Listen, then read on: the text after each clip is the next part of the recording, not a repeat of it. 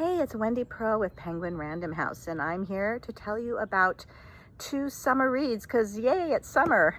The first one is Beach Read by Emily Henry, out in paperback, just came out. Honestly, this little book is on fire. Everybody is talking about it, reviewing it, reading it, loving it, and for good reason. I read this in a couple sittings. Now, this is in the romance genre, although it's not your mother's romance. I normally don't read romances actually, but I just flew through this in a couple sittings. And it is the story of two young writers, Augustus Everett and January Andrews. They end up living next door to each other for the summer at these beach houses to try to write their next novels. They're both suffering from writer's block for very personal, specific, unique reasons.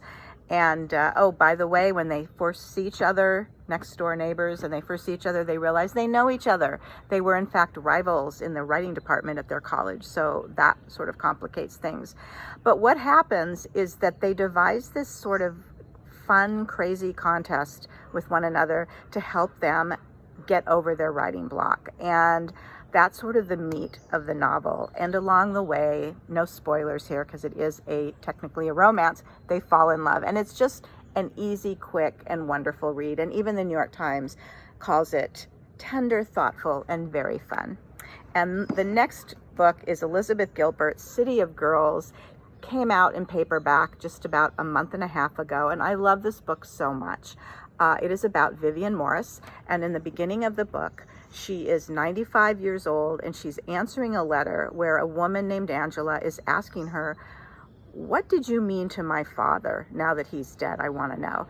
And now we flash back to when Vivian Morris is just 19. She's just dropped out of Vassar. She's privileged, she's bored, and her parents ship her off to live with her maiden aunt in New York City. 1940s, the aunt is running a rundown, dilapidated burlesque theater.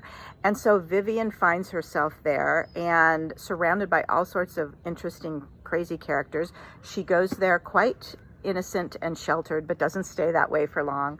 And that just slice of life of New York and the theater in the 40s is super interesting. But then the book follows her throughout her life. So this book spans 75 years. And in the end, yes, we do find out what Vivian meant to Angela's father.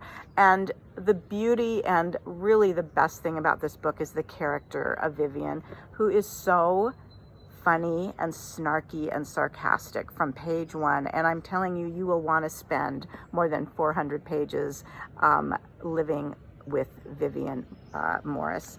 So both of these books, great summer reads, paperbacks, and please buy them at your local independent bookstore. Thanks.